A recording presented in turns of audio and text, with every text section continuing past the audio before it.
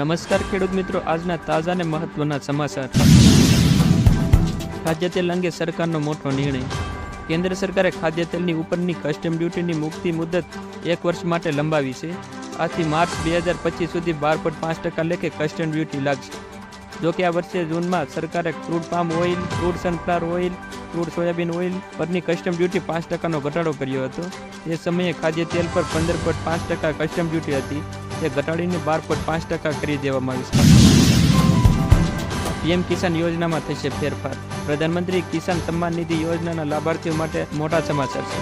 15મા હપ્તા પછી 16મા હપ્તાની રાહ જોઈ રહેલા લગભગ 9 કરોડ ખેડૂતો માટે જલ્દી સારા સમાચાર મળી શકે છે.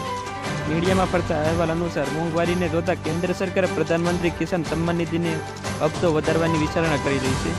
સરકાર ટૂંક સમયમાં કિસાન સન્માન નિધિની યોજના હેઠળ ખેડૂતોને આપવામાં આવતી વાર્ષિક 6,000 રૂપિયાની રકમ વધારી શકે છે. કેન્દ્ર સરકારે પીએમ કિસાન સન્માન નિધિની રકમમાં 50%નો વધારો કરી શકે છે. એવું કહેવામાં આવી રહ્યું છે કે કેન્દ્ર સરકાર પ્રધાનમંત્રી કિસાન સન્માન નિધિની રકમમાં વાર્ષિક 6,000 રૂપિયાથી વધારીને 9,000 રૂપિયા કરવા પર વિચારણા કરી રહી છે.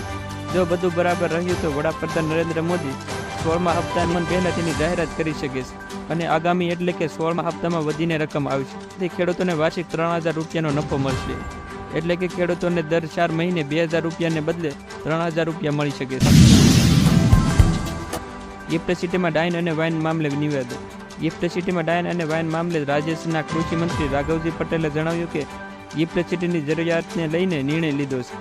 ગિફ્ટ સિટીમાં આંતરરાષ્ટ્રીય વેપારો તજજ્ઞો આવશે, જેથી સમગ્ર નિર્ણય લેવાયો છે. રાજ્ય સરકારના નિર્ણયને આવકારું છું. સુરત, મોરબી અને રાજકોટમાં ઉઠેલી માંગ અંગે સરકાર વિચારણા કરશે.